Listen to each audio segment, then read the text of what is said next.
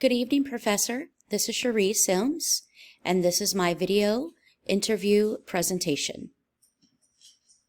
Question number 1. Tell me about an event that challenged you. How did you meet the challenge? If you could do it all over again, what would you do differently? One event that has challenged me recently is our software changeover. We are in the process of a complete EMR modification in our healthcare organization. This task has required that my team and I document all process and procedures along with any noted variables. In healthcare, unfortunately, there are times that variables are unknown and cannot be addressed until they arise. We have thoroughly engaged all of our internal stakeholders in open forums in each department to help us map out each process and any known variable of the past.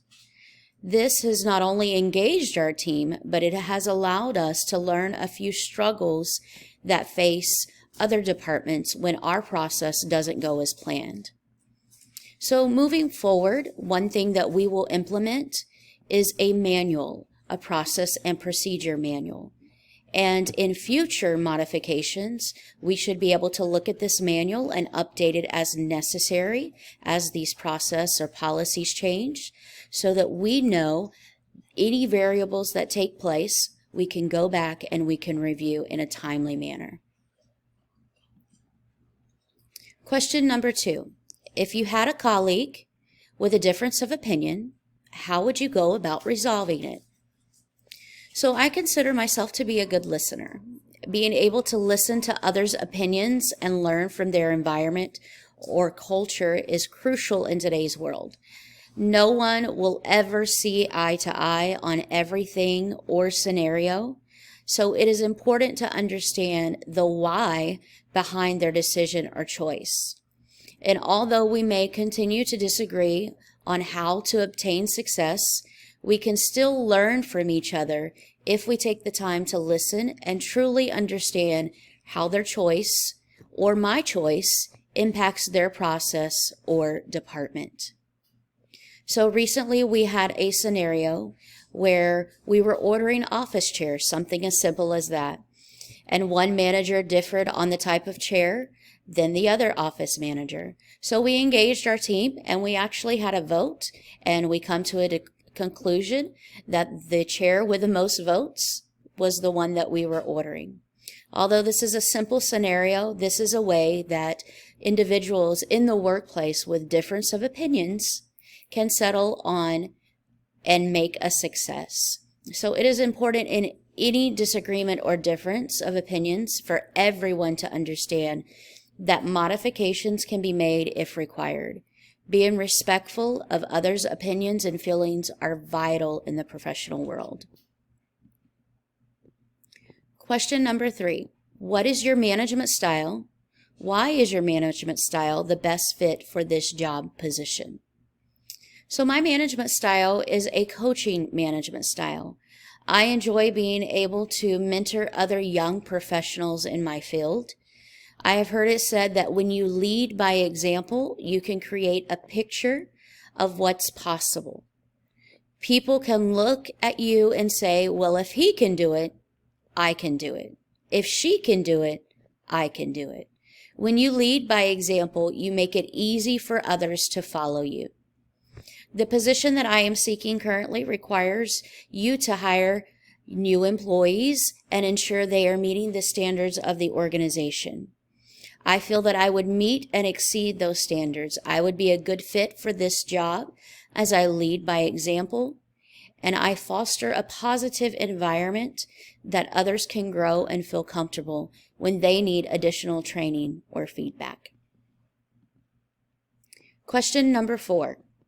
What difficulties do you have tolerating individuals with different backgrounds and interests from yours? So I don't believe I have a difficult time tolerating individuals with different backgrounds or interests. I enjoy learning from all cultures and individuals. Because of this, I'm involved in many volunteer programs in the community, which allow me to meet and work with others that have different interests or beliefs than I. However, one particular scenario that comes to mind, we were hiring an individual that had recently moved to the United States, did not speak a whole lot of English. However, they had a degree in the field that we were hiring for. So we made a manual to help with screenshots so that this individual would be able to learn the job and be able to be successful in this role. At the end of his tenure with our organization, he was able to go on and be promoted within the organization. So as far as individuals with different backgrounds or interests than I believe that you can learn from anyone, even if they have difference of opinions or come from a different culture or background. And lastly, question number 5. In what areas do you feel your manager could have done a better job? So I have to say that I have a great manager who leads by example. She often is the first one there and the last to leave. The only area that I believe most managers or leaders struggle with is being able to have a true work-life balance. And I know as you're reading this or listening to this, you're probably chuckling and saying, yes, I agree.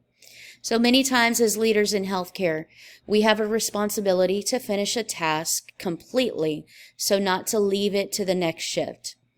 The only area we struggle with is not taking our personal time when a task can wait until the next day or shift. However, I am so very grateful for the opportunities that I have had with my current manager, and it is enabling me to pursue other promotions within my organization. I thank you for listening, and I thank you for your feedback throughout this course, and I hope to make you proud. Thank you so much. Have a good night.